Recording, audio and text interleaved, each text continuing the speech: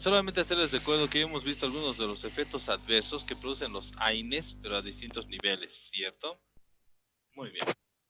Ahora, eh, ustedes y yo estuvimos hablando de esto en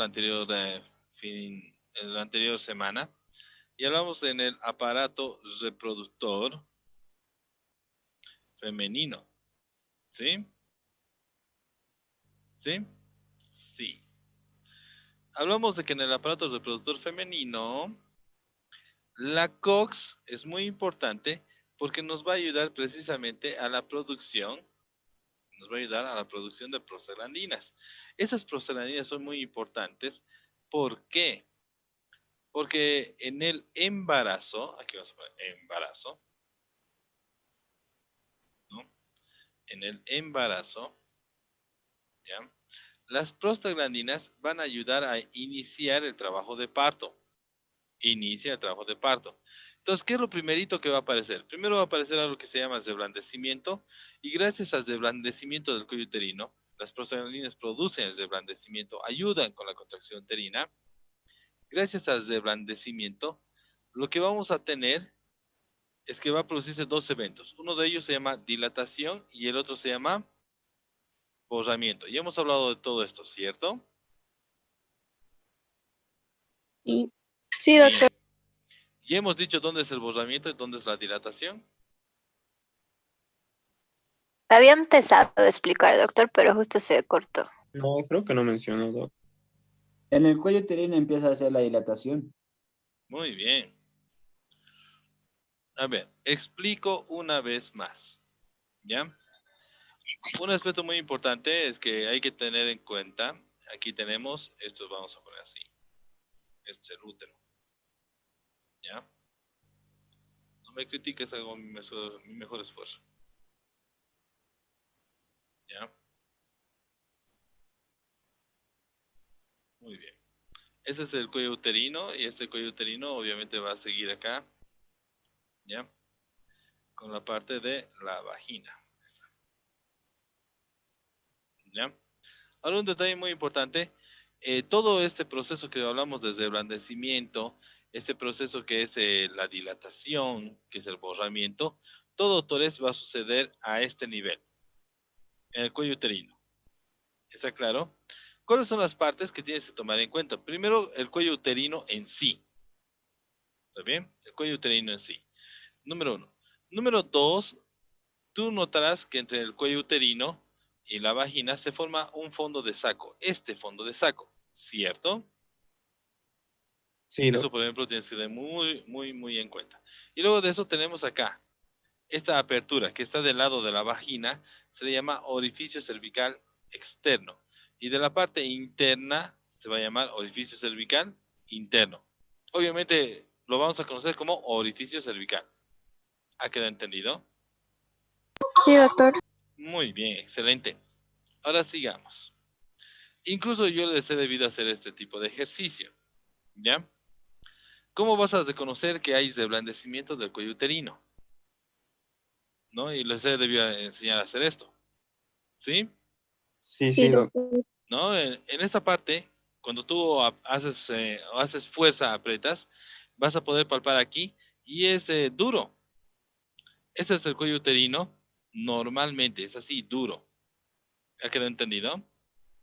Cuando tú o sea, sueltas ligeramente, vas a notar que esto se pone más blandito. La acción de las prostaglandinas hace esto, se pone así de blando y eso se llama reblandecimiento del cuello uterino. ¿Ha quedado entendido? ¿Sí? Sí, Sí, Doc. doctor. Muy bien. Ahora, aquí viene la clave. Gracias a ese reblandecimiento del cuello uterino, va a iniciarse también el trabajo de parto con las contracciones, el borramiento y la dilatación del cervix. Bien. ¿Con eso qué quiero decir? A este nivel, doctores, en ese fondo de saco, va a suceder algo que se llama borramiento. Borramiento, a ese nivel. ¿Ha quedado entendido? Y en el orificio cervical vas a tener algo llamado dilatación. ¿Ha quedado entendido? Dilatación. ¿Sí? Sí, ¿no ve? Entonces Sí, la Doc. idea de la dilatación es que el orificio cervical va a empezar a abrirse precisamente para dejar pasar al producto, para dejar pasar al bebé. Y esborramiento significa que este rodete, ¿ya? El cuello uterino va a empezar a desaparecer. ¿Cuál es la idea de que vaya a empezar a desaparecer? Aquí te lo voy a dibujar, ¿ya? Significa que aquí tienes el cuello uterino. El cuello uterino se va a abrir tanto, ahí está el cuello uterino, y aquí va a seguir la vagina. ¿Me deja entender? Entonces, esto de acá, la apertura del orificio cervical, la dilatación. Y esta desaparición del cuello, de ese fondo de saco, es lo que nosotros llamamos borramiento. ¿Ha quedado entendido? Sí, La idea, gracias, la idea del borramiento y de la dilatación es que tanto útero como vagina van a formar un canal único por donde va a pasar el bebé. ¿Está bien? ¿Y quién logra esto?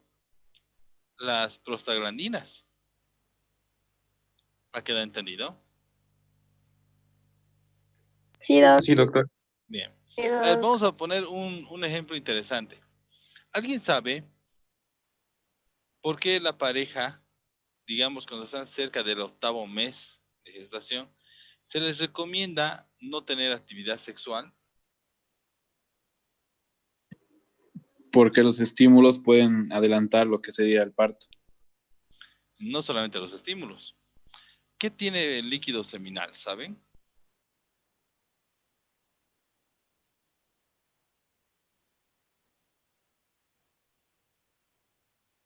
El líquido seminal, Prostaglandinas. excelente, el líquido seminal es rico en prostaglandinas. Eso significa que si le vas a colocar prostaglandinas justo justo en el cervix, ¿qué va a suceder? Dilatación.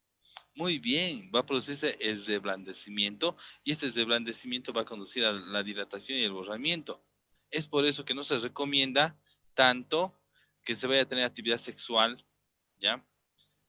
Precisamente por la liberación de prostaglandinas que va a venir en el líquido seminal del varón. ¿Ha quedado entendido? Sí, doctor. Muy bien, excelente. Puedo borrar, ¿no? ¿Ya? Ahora, antes de borrar, exposición de filosofía. Muy bien, excelente. Siguen despiertos muchos. A ver, si tú le das un AINE, si tú le vas a dar un antiinflamatorio no esteroideo, ¿qué va a pasar? ¿Ya? ¿Será que va a iniciar trabajo de parto? No, no No, no. iniciaría. Se ¿Será que va a bloquea la haber, acción de las prostaglandinas. se bloquea la acción de las prostaglandinas? Muy bien. ¿Será que va a haber reblandecimiento del cuello uterino? No. ¿Será que va a haber una buena dilatación, un buen borramiento? No. Tampoco. ¿Será que va a haber buenas contracciones? Mm-mm. No, excelente. Qué bueno que hablemos el mismo idioma. Ahora, listo. Voy a borrar por si acaso.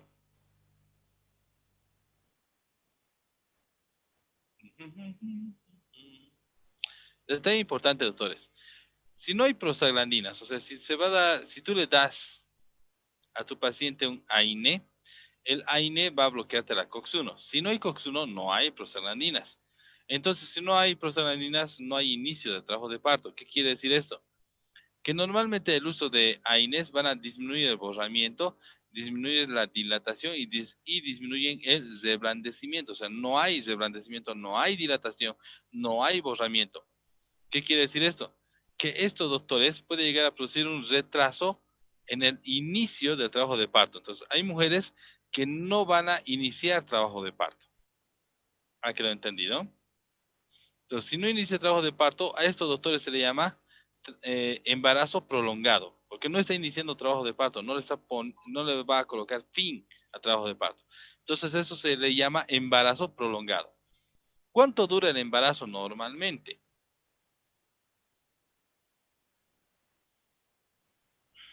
40 semanas. 38 a 40 semanas. Normalmente dura de 38 a 42 semanas. Ese es el embarazo normalmente. Entonces, alrededor de las 40 semanas, los bebés es que nacen, pero se puede esperar que nazca hasta 2 semanas después o incluso hasta 2 semanas antes. Es lo normal. Eso quiere decir que el embarazo prolongado o la prolongación del embarazo va a durar más de 42 semanas. ¿Ha quedado entendido? Sí, doc. Muy bien. Ahora, suponiendo desde el otro punto, digamos que inicia trabajo de parto. ¿Será un buen trabajo de parto? No. No, no va a ser un buen trabajo de parto. En realidad, por ejemplo, una mujer primípara, o sea, que va a tener su primer bebé, normalmente tardaría 12 horas hasta 16, a veces 24 horas en tener su trabajo de parto, ¿ya? Si le estás dando a Inés, este trabajo de parto va a prolongarse, entonces no va a ser ni 24 horas, puede estar 24, 30, 36 horas, incluso hasta 48 horas en trabajo de parto. ¿Está bien? Si la mujer ya ha tenido varios bebés, ya tiene varios hijos, el trabajo de parto puede progresar rápido, ¿ya? Por ejemplo, puede empezar el trabajo de parto y durar el trabajo de parto unas 2, 3 horas. Ahora, si tú le das a Inés, ¿será que el trabajo de parto va a durar esas 2, 3 horas? La respuesta es No. no. Ese trabajo de parto va a empezar a durar más tiempo, se prolonga el trabajo de parto. Detalle importante, ¿ya? Va a haber una prolongación del trabajo de parto. ¿Está bien? ¿Por qué es importante eso? Porque sea un embarazo prolongado, o sea, una prolongación del trabajo de parto, esto, doctores, puede producir, ¿ya? Sufrimiento fetal agudo. ¿Cómo reconocemos el sufrimiento fetal agudo? El sufrimiento fetal agudo se reconoce a partir de la frecuencia cardíaca fetal.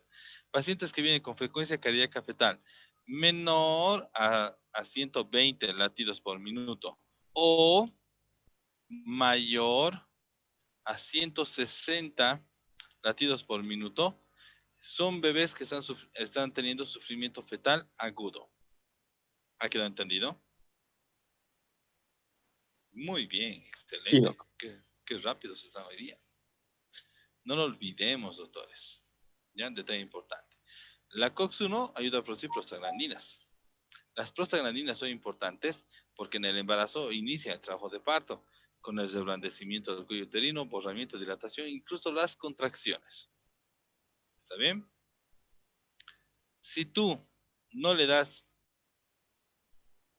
mejor dicho, si tú le vas a dar AINES a tu paciente empieza a consumir AINES en el embarazo, hay una posibilidad de que vaya a producir disminución del reblandecimiento, disminución de la dilatación, disminución del borramiento, incluso no tener reblandecimiento, dilatación ni borramiento, lo cual va a producir un retraso en el inicio del trabajo de parto y llevarte al embarazo prolongado o prolongación del embarazo, mayor a 42 semanas. Número Número 2, si es que llega a desencadenar trabajo de parto, puede ser que vaya a producir un trabajo de parto prolongado o una prolongación del trabajo de parto. Significa que va a durar más horas de las que debería. Eso es muy importante porque puede llegar a producir sufrimiento fetal agudo. ¿Cómo reconocemos el sufrimiento fetal agudo? Porque va a venir con una frecuencia cardíaca Menor a 120 latidos por minuto. o... Mayor a Mayor a 100. Muy bien, doctores. Esos son detalles, por ejemplo, que tienes que memorizarte, porque aunque no lo creas, los vas a necesitar. Se ve todos los días en la práctica clínica. ¿Preguntas? ¿Dudas? Doutor, e se mi Sí, paciente está com trabalho de parto muito temprano, pode utilizar um AINES ou é outros melhores? hay AINES también que puede utilizar para el inicio o sea, para la amenaza de parto prematuro. Hay AINES que usted puede utilizar. Uno de los AINES más recomendados se llama indometacina. Indometazina. Sí. Para la amenaza de parto prematuro, uno de los AINES más utilizados se llama indometacina. Muy bien. ¿Alguna otra pregunta? Graças, doutor. No hay de qué. ¿Nadie más tiene preguntas? Nada. Caramba. Estoy borrando. Si le quieres sacar fotos ahora o nunca. Doutor, se a mulher vai ser cesárea, não é problema dar AINES.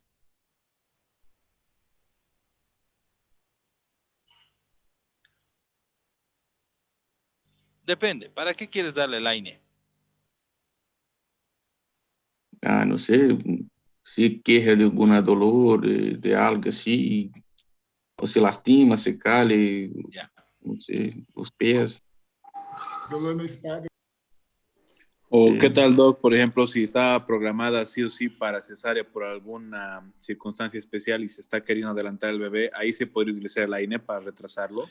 No, a ver, quiero que entiendan un detalle. ¿Ya? Cuando estamos hablando de una mujer embarazada, no estás hablando de una vida, estamos hablando de 2 vidas. eso. Son dos, ¿no ven? Porque donde hay una mamá hay un bebé, ¿cierto? Bueno, Sí, salvo algunas ocasiones, porque a veces hay una mamá y son 2 bebés, o hay una mamá, 3 bebés, no sabemos, ¿no ve? ¿Sí o no? Sí, doctor. Muy bien. Ahora aquí viene el detalle. ¿Sabes qué se le da a la mamá cuando está embarazada y se le hinchan los pies?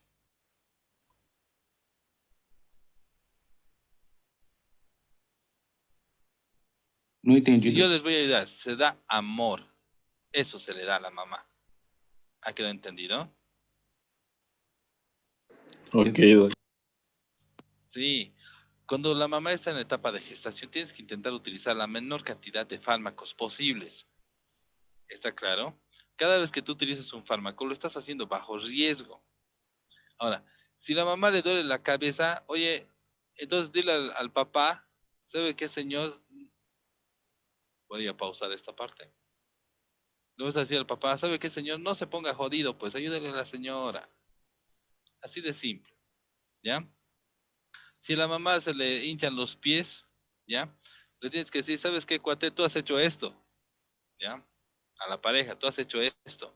Entonces, ¿qué te cuesta llegar en la noche? Darle un masaje a tu señora para que vaya a descansar. ¿Me deja entender?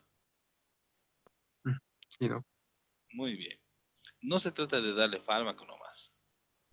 En el embarazo tienes que intentar que el fármaco sea tu última opción, no es la primera. Claro, dependiendo que estés atendiendo. ¿Me he dejado entender? Sí, Doc. Muy bien. Ahora, ¿por qué estoy hablando de esto? Borro esto, listo, estoy borrando. Si le sacaste foto, bien. Si no, a la zona fantasma. ¿Ya? Ahora, explico. ¿Ya? No sé si te ubicarás, pero voy a hacer lo posible porque te ubiques.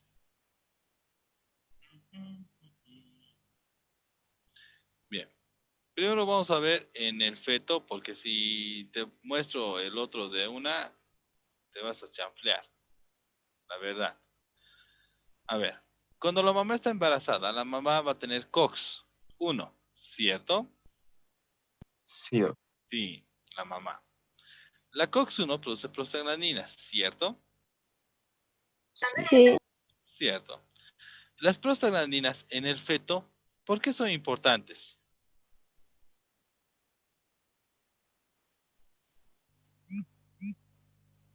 ¿Para qué es Para el Para, importante? cierre, para el para cierre producir do los... cordão neural, ¿no? Para el cierre del cordón neural. Tu conducto neural. Las prostaglandinas son importantes, doctores, porque las prostaglandinas te van a te van a mantener abierto el llamado conducto arterioso. ¿Está bien? Si disminuye la cantidad de prostaglandinas, el conducto arterioso se cierra. ¿Está claro? Entonces las prostaglandinas son importantes porque te van a mantener abierto el conducto arterioso. ¿Cierto? Cierto, Doc. Muy bien. A ver, te voy a ubicar en tiempo, persona y anatomía para que me entiendas de qué te estoy hablando cuando digo conducto arterioso. ¿Ya? Chai, ventrículo derecho, ¿no ve? Ventrículo derecho viene un vaso sanguíneo, vaso sanguíneo. Está, que describe un callado como de aorta, ¿no ve? ¿Qué vaso será esto? Aorta. Aorta. ¿No? Eso, aorta. ¿Ya? Vamos a cambiar de color. Anchai. ¿Sí? Perdón. Esto no es ventrículo, es ventrículo izquierdo. Estamos hablando mal. ¿Ve? Y nadie se ha dado cuenta, nadie me ha dicho nada. Qué barbaridad. Qué falta de glamour. Sí, pues nadie me ha dicho nada. Ventrículo izquierdo. Yo les pego tanto a los internos que los internos ya me hubieran saltado. ¿Ya? Entonces de aquí viene el callado de la aorta, ¿no ven? El callado de la aorta. ¿Sí? Muy bien. Y del ventrículo derecho, ¿qué sale del ventrículo derecho? Sale un vaso sanguíneo que se llama arteria. Pulmonar. Muy bien, la arteria pulmonar. Arteria pulmonar. Arteria pulmonar. ¿Cierto? Bien. Me da miedo preguntarte, pero hay que preguntarte. En la vida extrauterina, porque es la que más conoces, ya llevas años viviendo extrauterinamente, ¿dónde hay más presión? ¿En la aorta o en la pulmonar? Aorta. Muy bien, en la vida extrauterina, el que tiene más presión es la arteria Aorta. aorta. Muy bien, excelente. Muy bien. Ahora, en la vida intrauterina, esto es intrauterino, ¿ya?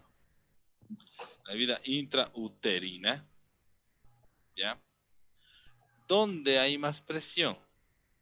Arteria, Arteria pulmonar. muy bien, la vida intrauterina, el que tiene más presión, ¿ya? Mayor presión es en la arteria pulmonar. ¿Por qué? Aún no da su primer respiro, así que los pulmones están llenos de líquido. Muy bien, entonces los pulmones, ya hay pulmón lleno de líquido, ¿no ve? Está lleno de líquido.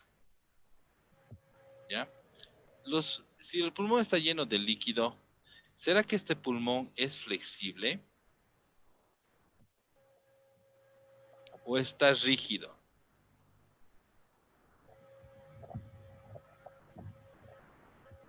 ¿Flexible o Rígido. rígido? Rígido. ¿Será que puede pasar fácilmente la sangre y líquidos por ahí? La respuesta es No. ¿Sí? no. No puede pasar mucho líquido, no puede pasar la sangre, porque eso es rígido. ¿Ha quedado entendido? Por eso tienes mayor presión, hay una mayor presión en la arteria pulmonar, en la vida intrauterina. Entonces, la mayor presión está aquí, en esta arteria, que hay mayor presión. ¿Ya? Si se mantuviese la presión, ¿quién se daña? Ventrículo. Muy bien. Si tú lo miras desde ese punto de vista, excelente. Retrógradamente, la presión va a dañar el ventrículo. Entonces, para que no se dañe el ventrículo, ¿ya? El organismo es tan sabio que lo que ha hecho ha sido generar aquí una apertura. ¿Ha quedado entendido? Esta apertura, esta conexión, doctores, viene entre la arteria aorta, bien, viene entre la arteria aorta y la arteria pulmonar. Entonces, ¿qué significa? No es el hecho de que vaya a mezclar la sangre oxigenada con la sangre no oxigenada. ¿Ya? Eso solamente es uno más de los efectos. ¿Ha quedado claro? La verdadera intención de esto es que esto va a mezclarnos sangre. y te va a mezclar, o sea, además de mezclarnos sangre, nos va a ayudar a tolerar presiones. Entonces, la presión, para que no caiga en la arteria pulmonar, la presión se va a repartir entre la arteria pulmonar y la vena, perdón, entre la arteria pulmonar y la arteria aorta. Entonces, es para poder tolerar presiones. ¿Me he dejado entender? Sí, Doc. Muy bien. Sí. Entonces, ¿para qué es el conducto arterioso? Para liberar presión. Eso, para nivelar presiones. Para eso es el conducto arterioso. ¿Alguna pregunta, dudas ahí? Muy bien. Ahora, digamos que tú le vas a dar, por falta de conocimiento, un AINE a tu paciente. ¿Ya? El AINE, ¿ya? El AINE, lo que va a hacer es cortarnos a la COX-1. No hay más COX-1. Si no hay COX-1, no hay prostaglandinas. Y si no hay prostaglandinas, ¿qué le pasa al conducto arterioso?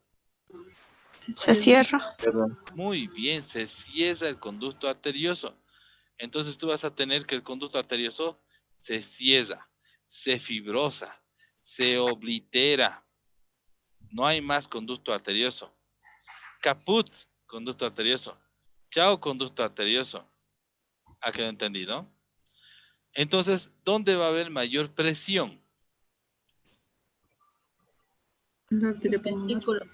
En el Ventrículo ventrículo derecho. Derecho. Entonces, el ventrículo derecho, doctores, va a sufrir un proceso llamado dilatación del ventrículo derecho.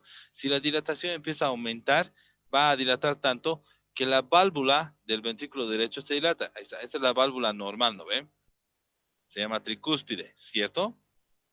Sí. Si se dilata el anillo, se dilata el anillo, está dilatado el anillo. ¿Será que las válvulas van a crecer? No. No, entonces ahí tienes una válvula, ahí tienes dos válvulas y ahí tiene tres válvulas. Si las válvulas, o sea, las válvulas no crecen, creció el anillo, pero no las válvulas. Entonces, ¿qué quiere decir esto? Que se va a producir insuficiencia de la válvula Tricus. tricúspide. Ya.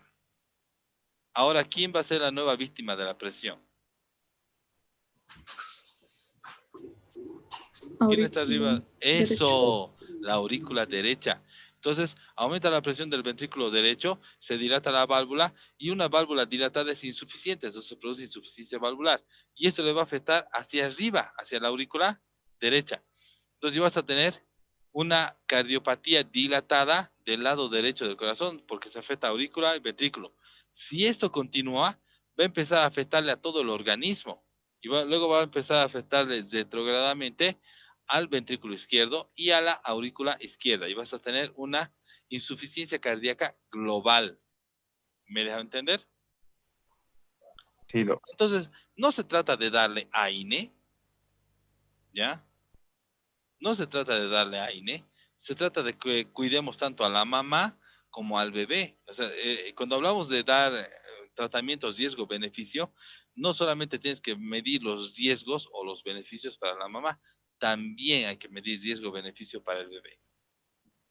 ¿Ya? Imagínate, una cosa es traer al mundo un niño sano, otra cosa es traer un niño con cardiopatía. ¿Ha quedado entendido? Sí, Muy Doc. bien. Sí, doctor. ¿Puedo borrar?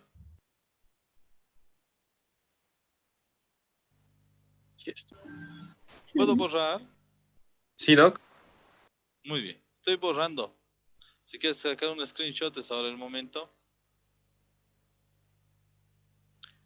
Faltan 3 minutos, un poco menos, para que se acabe la sesión. Si se acaba la sesión, por favor, van a ingresar con el mismo link. ¿Listo?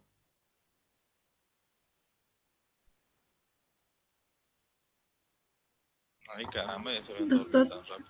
Sí, dígame. una pregunta. Y en el caso del agujero oval, que es la comunicación interauricular, El ¿con la agujero nivelación? oval, no tiene relación con esto. El Ya. agujero oval es tiene otro tipo de características y otro tipo de formación, que es a partir de las placas, creo, mesodérmicas. Bien. Voy a borrar, ¿listo? Sí, Doc. Está bien. Estoy borrando. Listo. Cosa que yo te advertí que iba a borrar. Está. Bien. Ahora, este es el detalle. Vamos a cambiar el aspecto, ¿ya? ¿Qué pasa cuando tienes un recién nacido? Bueno, tienes un niño recién nacido. ¿Qué es lo normal? Que debería cesarse el conducto arterioso, ¿cierto? Sí, doc. Sí, Ya. En algunos casos, la COX-1 hace que vaya a haber mucha prostaglandina. Y al haber mucha prostaglandina, en el recién nacido, va a hacer que el conducto arterioso se mantenga abierto. ¿Ha quedado entendido? Mucha prostaglandina, recién nacido, conducto arterioso abierto. Esto se le llama conducto arterioso persistente. ¿Ha quedado entendido? Conducto arterioso persistente. Está bien, ¿no? Sí, doc. Muy bien. Entonces, este conducto arterioso persistente, a ver, si le doy AINES, se cierra el conducto arterioso. Por eso no le tengo que dar AINES en la vida fetal. Ahora, tengo un recién nacido que tiene conducto arterioso. ¿Ya? ¿Cuál sería la opción terapéutica más aceptable? ay, AINES. Porque los AINES, o sea, no es un efecto adverso. Estamos hablando ya de tratamiento. Los AINES me van a bloquear a la COX. Los AINES me van a bloquear la prostaglandina. Los AINES van a cesar el conducto arterioso. Dos son los AINES más utilizados. Detalle importante, pregunta de examen. Uno se llama ibuprofeno, ¿ya? Y el otro AINES se llama indometacina. ¿Ha quedado entendido?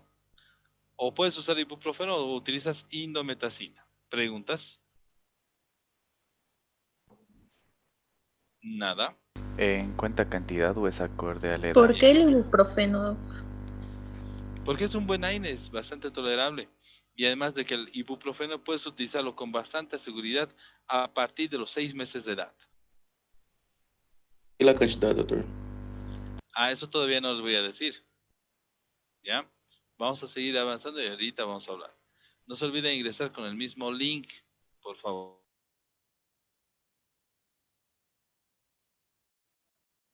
Paciente que tiene conducto arterioso persistente, ¿qué le vamos a dar de tratamiento? ¿Ibuprofeno o indometacina? Ibuprofeno o indometacina. ¿Ya? Doc, pero eso Normalmente, sería a partir de los 6 meses. Entonces, antes de claro, esa etapa no se realiza nada, se espera. sí. Ok. Tú sabes cómo sucede esto, hermano. A ver, te voy a orientar. Es más, te voy a dar un tip, ¿ya? El bebé nace y escuchan un soplo en maquinaria. El soplo en maquinaria es patognomónico del conducto arterioso persistente. Es un soplo constante, continuo. Entonces, como escuchan un soplo y escuchan el soplo acá, en el corazón, ¿ya? El papá, la mamá, el hermanito, el abuelito, la abuelita, el tío, la tía, el amigo, la amiga, toditos se alarman y dicen, uy, no tiene un soplo en el corazón. Y se asustan. ¿Y qué hacen? Llevan al papá, a ver, llevan al bebé, ya, a visitar al cardiólogo pediatra. ¿Cierto? ¿Y cómo hace el cardiólogo pediatra? ¿Has visto un cardiólogo pediatra? Le mira, así te va a mirar. Así. Y luego te va a decir, no te preocupes, no te preocupes. A sus 2 años, hasta sus 2 años, esto se va a cerrar solito. Y si no se cierra, le vamos a operar, ¿ya? Tranquilo, pues. Así te mira el cardiólogo pediatra. ¿Está bien? Ahora, todo es posición de filosofía, ¿ya? Todo eso, muy bien, excelente. Están mejorando. Todos nosotros somos latinoamericanos, ¿cierto? Eso, latinoamericanos, raza de bronce, ¿no? Espalda de gladiador, ¿ya? Pelea desde la cuna. Nosotros no conocemos la paz.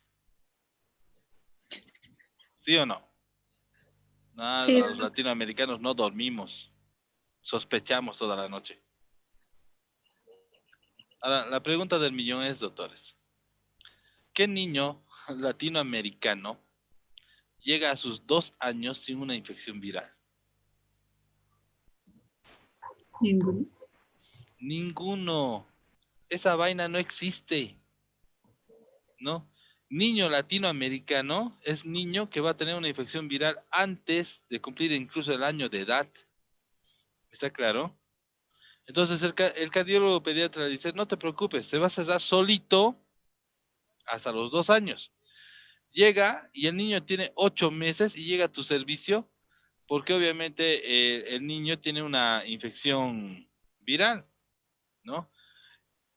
Entonces lo vemos, tiene 8 meses y el interno, o sea, muchos médicos que hacen, le van a dar a la mamá ibuprofeno. Le van a decir la dosis del ibuprofeno, le van a dar ibuprofeno. Y sin querer muchos médicos, ¿qué van a producir? Eso, muy bien, Amilcar. Van a producir el cierre del conducto arterioso.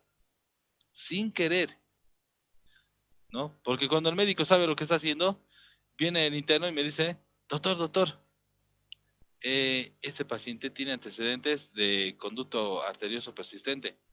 Yo le miro y le digo, ¿lo has escuchado? Y me dice, sí. ¿Cómo está? Sigue. ¿Y por qué la ha traído? Porque sacó una infección en la garganta fuerte. Y me dice, no, doctor. Y yo le miro al interno y digo, dale ibuprofeno. ¿Y qué hace el interno? ¿Qué me dice el interno? Me hace así. El que sabe, sabe. Pues el interno sabía bien a qué nos estamos metiendo. Entonces él le termina recetando el ibuprofeno. 5 días de ibuprofeno. Vuelve y ya no hay el conducto arterioso. Se cerró. Milagro, ¿no? Entonces nosotros no decimos nada. Queda entre el interno y yo. Pero va al cardiólogo pediatra. Y el cardiólogo pediatra le va a mirar así. Va a escuchar el corazón y va a decir, ve, te dije que se iba a cerrar.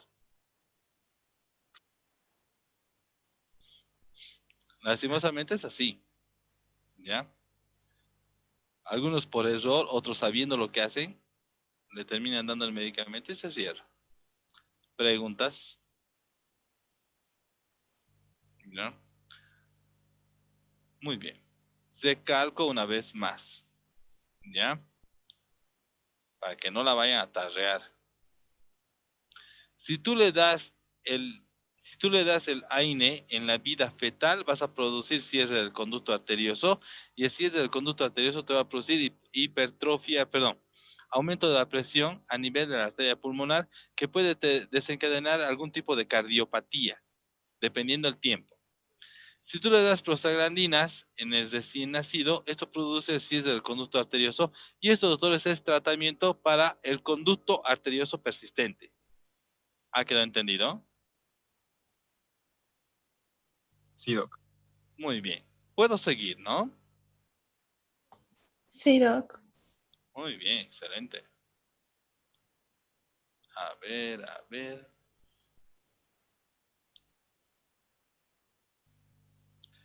¿Todo el mundo puede ver mi pantalla? Sí. Sí, doctor. A ver, ¿qué están viendo? Un cuadro. Muy bien, excelente, están viendo un cuadro.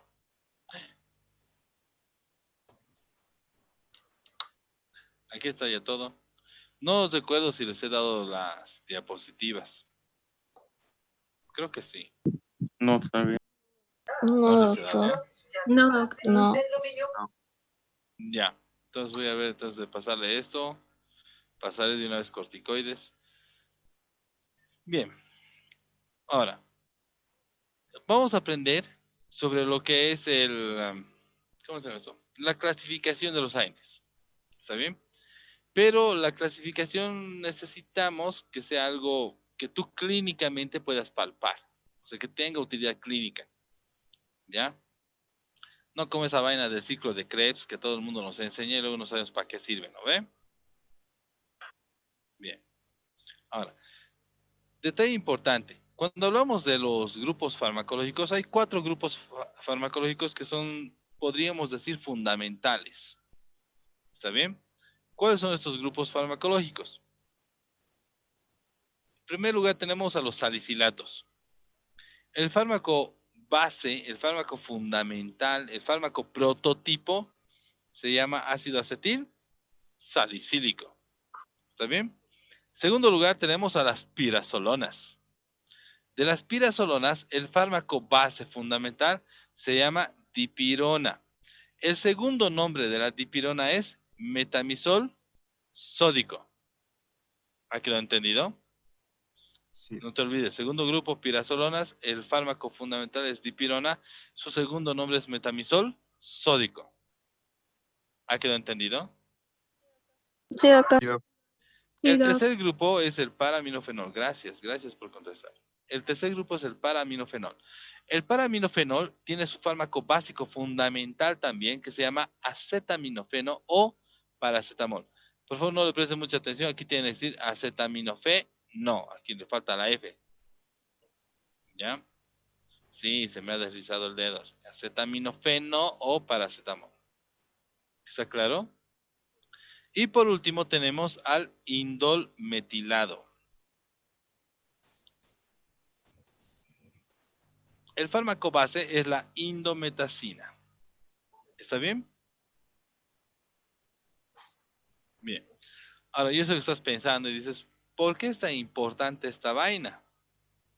¿Cierto? Sí, doc.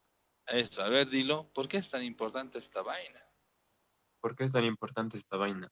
Eso. ¿Ya? Esto es importante, doctores, porque en base a eso necesitas saber lo siguiente. Primer ejemplo, salicilatos. Los salicilatos te sirven analgésicos, tienen propiedades analgésicas, son analgésicos, pueden ser usados, son muy buenos analgésicos, son antiinflamatorios, ¿ya? Son antipiréticos, ¿ya? Pero tienen una propiedad extra. Una propiedad extra. ¿Cuál es esa propiedad extra? Antiagregante plaquetario. Excelente. ¿De cómo sabes tanto? Son antiagregantes plaquetarios. ¿Ha quedado entendido? Son antiagregantes plaquetarios. ¿Me he dejado entender? Por favor, tengan mucho cuidado. No he dicho que sean anticoagulantes. Una cosa es ser un anticoagulante, otra cosa es ser un antiagregante plaquetario. El antiagregante plaquetario no permite que plaquetas con plaquetas se unan. El anticoagulante simplemente no permite que los componentes químicos de la coagulación, la fibrina, la elastina, etcétera, se unan. No permite que se activen. ¿Ha quedado entendido? Entonces, una cosa es ser antiagregante plaquetario, otra cosa muy diferente es ser un anticoagulante. Cuidado que se confunda. ¿Ha quedado entendido? Sí, doc. Muy bien. Ahora, aquí viene el detalle, doctores, ¿ya? Las pirazolonas, ¿ya? Las pirazolonas son buenos como analgésicos, ¿ya? Son buenos como antiinflamatorios, ¿ya? Son buenos como antipiréticos. Y pare de contar. El paraminofenol. ¿Cuál es el fármaco base del paraminofenol? El paracetamol. Digamos acetaminofeno, ¿ya? Tiene una muy buena propiedad analgésica y también tiene una muy buena propiedad como antipirético. ¿Ha quedado entendido? Tiene una muy buena propiedad como analgésico, tiene una muy buena propiedad como antipirético. El indol metilado tiene una buena propiedad como analgésico, tiene una buena propiedad como antiinflamatorio y tiene una muy buena propiedad como antipirético. ¿Ha quedado entendido? Sí, doctor. Sí, doctor. Muy bien. Yo sé que estás pensando y dices, wow, qué interesante. ¿Y?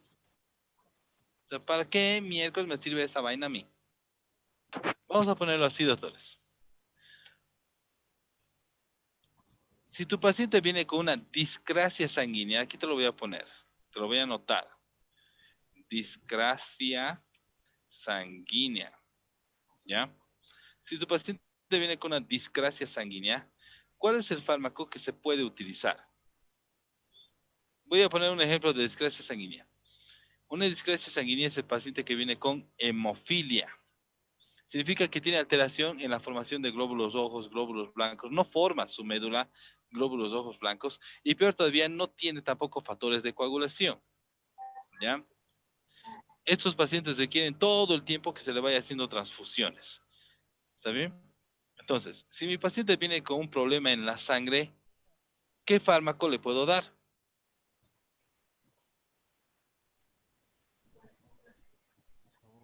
Agregante Vamos, anímense. plaquetario. ¿Cuál?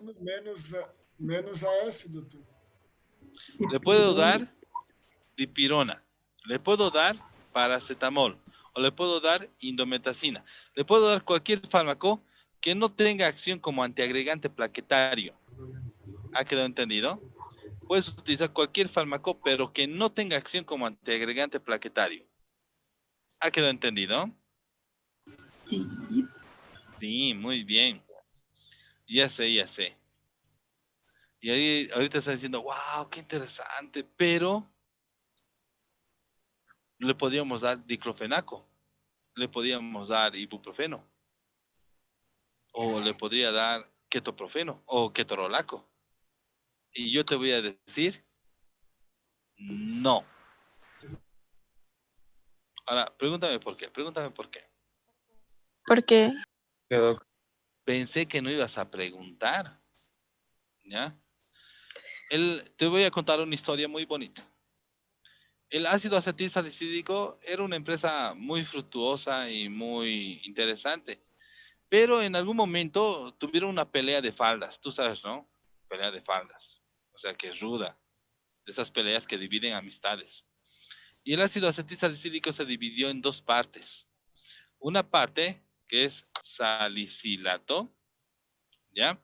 Una parte que es salicilato, y la otra parte que es conocida como ácido acético. ¿Está bien? Ácido acético. Le vamos a cambiar el colorcito y lo vamos a mejorar un poco. ¿Ya? El ácido acético, doctores, ha sido una parte muy importante para la producción de los AINES. El ácido acético, doctores, el ácido acético, ayuda principalmente a formar el resto de los AINES. Es el precursor, ¿ya?, del resto de los AINES. A ver, casi todos los AINES son derivados del ácido acético. ¿Ha quedado entendido? Ahora, todos posición de filosofía. ¿Ya? Ahora miren con atención el mapa. ¿Qué AINES no son derivados del ácido acético? Pirazolonas para Muy minofenol. bien.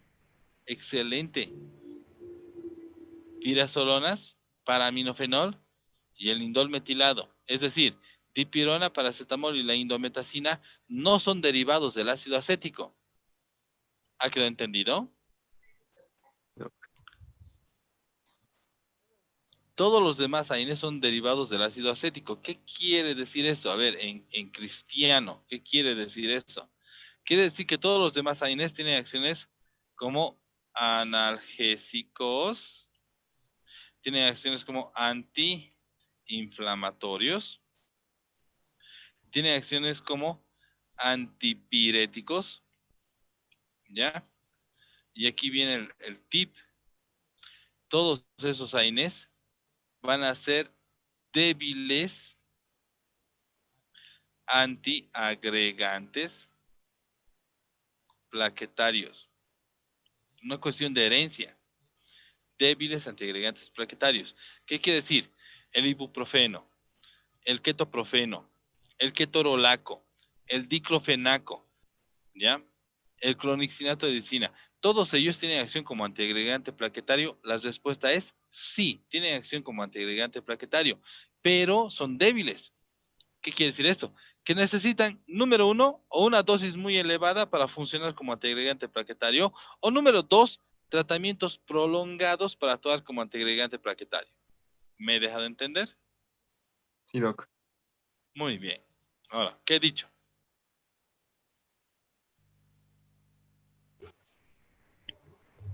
Que para una persona hemofílica no se puede utilizar algo que no sea pirazolonas, paraminofenol o indol metilano. Muy bien. Detalle importante, doctores. ¿Ya? Digamos que la persona es alérgica al diclofenaco. Viene y te dice, te mira a tus ñawis en el servicio de emergencias, así, te mira a tus ñawis, te dice, Doc, yo soy alérgico al diclofenaco. ¿Qué le vas a dar? Paracetamol. Muy bien, paracetamol. Y el de la farmacia viene y te dice, no tenemos paracetamol. Entonces, ¿qué le damos? Dipirona. Dipirona, muy bien. ¿Ya? ¿Y si no tiene dipirona? Indometacina. Indometacina. ¿Me he dejado de entender? No le puedes dar ninguno de los otros fármacos que son derivados del ácido acético. ¿Ha quedado claro? Sí. Muy bien. ¿Puedo borrar? Sí. Ya. Estoy borrando. ¿Ya? ¿Cómo se estoy borrando? Doctor, una pregunta. No tengo dinero. Sí, dime. Sí, no, en una poliglobulia se les receta a veces que no consuman ningún AINE. En una poliglobulia, doctora, en primer lugar hay que descubrir por qué está haciendo poliglobulia, ¿ya? Tenemos otros fármacos que van a actuar a nivel de la médula ósea precisamente para ir deteniendo la producción excesiva de glóbulos rojos. ¿Está bien? Número 1. Número 2, en el paciente con poliglobulia, si usted necesita bajar la cantidad de glóbulos rojos de forma rápida y de emergencia, puede decirle al paciente que done sangre, ¿ya? Que el paciente tenga poliglobulia no quiere decir que sus glóbulos rojos son malos. Entonces él puede donar sangre, le hace donar 1, 2 unidades de sangre y la cantidad de glóbulos rojos baja. ¿Está bien? Sí, doc. Muy bien. Sigamos.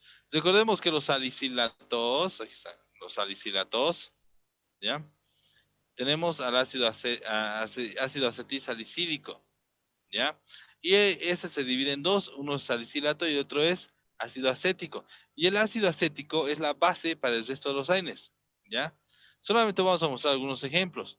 Por ejemplo, tenemos a los arilacéticos o fenilacéticos. Aquí está el diclofenaco sódico, potásico, el aciclofenac, etc. Los que son del pirrolacético, ketorolaco, fenamatos y los arilnaltránicos. Estos son derivados del pirrolacético. Ya tenemos al ácido mefenámico. Y derivado del pirrolacético tenemos a los del ácido propiónico, que está el ibuprofeno, el ketoprofeno, el naproxeno. Si te das cuenta, todos son derivados de todo. ¿Está claro? Aquí tenemos a los oxicanes, piroxicán, teloxicán, meloxicán, a los cosips, serocosips, abecosips, derivados del ácido nicotínico, clonixinato de lisina, ese me encanta. Y así sucesivamente. Todos son derivados del ácido acético. Entonces todos ellos tienen su acción, excepto los oxicanes, y no todos los oxicanes. El meloxicam solamente, tienen la posibilidad de que van a producirte, alteración en la agregación plaquetaria. ¿Preguntas? Muy bien. ¿Puedo seguir?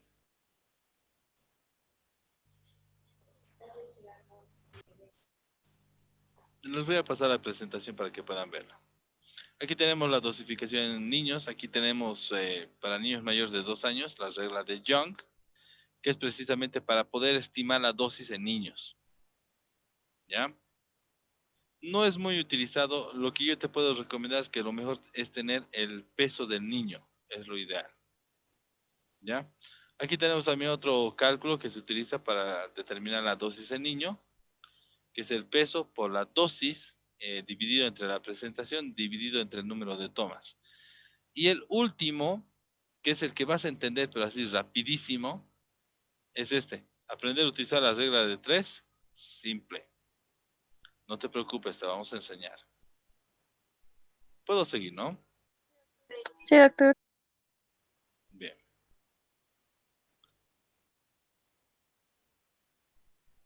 Muy bien, doctores. En primer lugar tenemos al ácido acetil salicílico, porque es el fármaco número 1, ¿no? Es el primero en ser utilizado, es el que ha sido de mayor venta, es el fármaco que hasta el día de hoy sigue dando de qué hablar. El ácido acetil salicílico, doctores, tiene un buen poder analgésico, tiene un buen poder antiinflamatorio, tiene un buen poder antipirético y es un buen antiagregante plaquetario. ¿Está bien? Hace tiempo había todo tipo de presentaciones para el ácido acetilsalicílico, hoy en día solamente hay dos. Hay los comprimidos de 100 miligramos y comprimidos de 500. Aquí en Bolivia estoy hablando. En otros países tienen comprimidos de 600 miligramos, tienen comprimidos de 120 miligramos, etc. Aquí en Bolivia solamente hay 100 y 500. ¿Me deja entender? ¿Sí? Muy bien. Sí, Doc. Ahora, todos, a ver, posición de filosofía. Muy bien, excelente. Te voy a contar una historia que te va a encantar. Más o menos por la década del 70 a los 80. ¿Recuerdan los 80? En Los las 70. películas. Sí, ¿no ves? Recuerdan todos, ¿cierto? Pantalones acampanados, la música disco, ¿no? El amor libre. ¿Recuerdan, no ve? Esa época, doctores, el ácido acetilsalicílico se utilizaba para todo. Literalmente se utilizaba para todo. Doctor, me duele la cabeza, aspirina.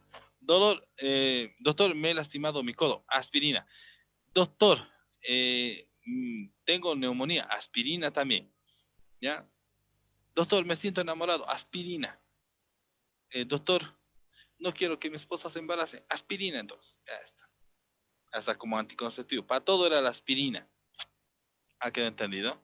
Así literal, para todo. ¿Cuál era el problema?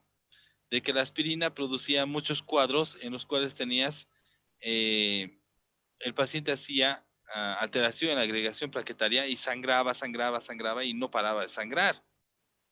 ¿Me he dejado entender? Bien.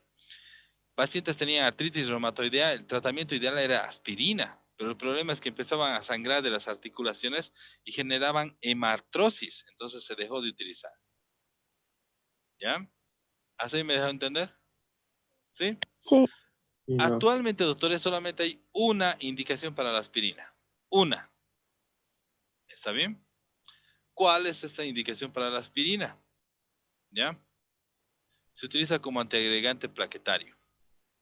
Y puedes dar una dosis de 100 hasta 300 miligramos día como antiagregante plaquetario. ¿Me he dejado entender? En Sí, este caso, doctor. doctores, como antiagregante plaquetario, ¿para qué vas a utilizar? Se está utilizado para la prevención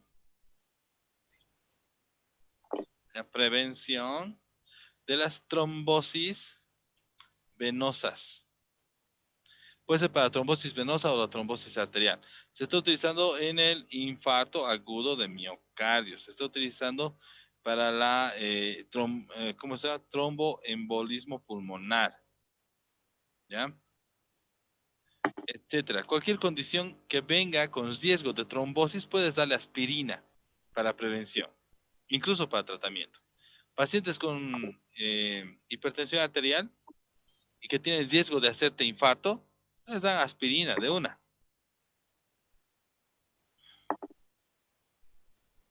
Un ejemplo interesante es lo que está pasando ahora. Ahorita estamos en la infección del COVID, ¿cierto? ¿Sí o no? Sí, doctor. Muy bien. y le damos al paciente, le damos aspirina, 100 miligramos cada día. ¿Por qué le damos aspirina? Para evitar la formación de coágulos. Muy bien. Se le está dando aspirina, como dice el doctor, para evitar la formación de coágulos. Y le damos la aspirina para evitar la formación de coágulos a nivel pulmonar. Tromboembolismo pulmonar. Para eso le estamos dando la aspirina. ¿Ya? Y para darle un empujoncito, también le damos ibuprofeno. Y el ibuprofeno es un derivado de... Hasta ser. Muy bien, eso significa que también tiene función como Antiagregante. antiagregante plaquetario. Excelente. ¿Ve qué facilito es la medicina? ¿No ve? Facilito. ¿Preguntas? ¿Dudas? ¿Nada? Doc, ¿otras personas utilizan la aspirina para un dolor de cabeza? Sí, pero eso, por ejemplo, no es algo recomendable, doctora. ¿Ya? No es nada recomendable. O sea, actualmente sí utilizan para un dolor de cabeza. ¿Ya? Pero no es lo más recomendable. Habiendo tantos fármacos en el mercado, ¿por qué siempre vamos a tener que utilizar el fármaco que puede producir mayor cantidad de alteraciones? Barato. Sí, pero lo barato nos cuesta caro. Es la verdad, te cuesta caro el tema. Si 100 miligramos ya está alterando la agregación plaquetaria, imagínate una tableta de 500. ¿Ya? Entonces no es algo que deberíamos recomendar. Tiene ya indicaciones muy precisas la aspirina. Puedo seguir, ¿no? ¿Sí? Sí, Doc. Sí, Doc. Doctor, una pregunta. ¿Y por cuánto tiempo se le puede administrar la ¿En qué aspirina? situación? En eso de COVID, doctor. Normalmente Pacientes les con COVID. damos, a ver, no es la clase de COVID, pero en el COVID, doctora, tenemos todo un esquema de tratamiento, ¿ya? Por ejemplo, se tiene que utilizar, a ver, comparto mi pantalla. La idea es utilizar, por ejemplo, doctora, ácido acetilsalicílico, o sea, aspirina, 100 miligramos cada día. Y normalmente se le va a dar esto durante 10 días. Al margen de eso se tiene que utilizar ibuprofeno, ¿ya? El ibuprofeno se tiene que utilizar a razón de 400 o incluso 600 miligramos cada 8 horas, ¿ya? Normalmente el tratamiento con esto va a ser durante 7 días, ¿ya? 7 días. ¿Está bien? Después de eso utilizamos un antigripal. De todos los antigripales que hay, yo estoy utilizando bastante bien el Typirec. Porque el Typirec viene además de eso con antihistamínicos que me están ayudando muchísimo con las reacciones de mis pacientes y está funcionando bien. Y esto les damos cada 8 horas y el tratamiento también va a ser para 7 días. ¿Ya? Luego puedo utilizar vitamina C, vitamina A y zinc. Eso le ayuda más que todo a reforzar el sistema inmunitario. También se recomienda el consumo de omega 3, 6 y demás. Y eso puede encontrarlo en todas partes. ¿Ya? En el supermercado, hay un supermercado aquí cerca de mi casa y ahí venden también. ¿Ya? Bien. ¿Me dejo entender? Aquí no entra todavía los antibióticos. Ojo. ¿Ya? Ahora, ¿quieren que les dé un tip? Aquí dice ibuprofeno, ¿recuerdan? Sí. Yo he empezado a reemplazar el ibuprofeno por Celecoxips. 100 miligramos cada 12 horas, ¿ya? Y en algunos casos 200 miligramos cada 12 horas. Ahora, pregúntame por qué. ¿Por qué, doctor? Pensé que no ibas a preguntar, ¿ya? El Celecoxips ha demostrado que además de eso disminuye la carga viral. No suspendo la aspirina, ¿ya? La aspirina sigue. Lo que le añado al tratamiento es Celecoxib. El Celecoxib disminuye la carga viral. He tratado ya con Celecoxib a la fecha alrededor de 12 pacientes, ¿ya? Y tengo que decir que los 12 han salido más rápido. ¿Ya? ¿Alguna pregunta, duda? Doc, una consulta ya sobre la aspirina. ¿Cuál es la diferencia entre cardioaspirina y la aspirina normal? Ya. Entre cardioaspirina y aspirina normal. La diferencia es que en uno dice cardio. No. Es lo mismo, hermano. Mi papá toma cardioaspirina y le han dicho que es especial. Y yo le he mirado a mi papá y he dicho, sí, papita, es especial, porque a ti te están vendiendo. La verdad, no hay diferencia. ¿Ya? ¿Preguntas? Bien. El problema del ácido acetilsalicílico es que tiene muchos efectos adversos. ¿Está claro? A ver, de todos los efectos adversos que hemos visto, malestar gástrico, úlcera gástrica, duodenal, hepatotoxicidad, asma, erupciones cutáneas, toxicidad renal, todo lo que puede haber, la aspirina lo tiene. ¿Está claro? La aspirina incluso puede producir dos efectos adversos, que son un poquito difíciles de tratar. Uno de ellos se llama salicilismo. ¿Ya? El salicilismo, doctores, no es otra cosa que la intoxicación por aspirina. ¿Ha quedado entendido? Cuando el paciente consume grandes cantidades de aspirina, el paciente va a presentar vómitos. Va a presentar vómitos. Va a presentar tinnitus.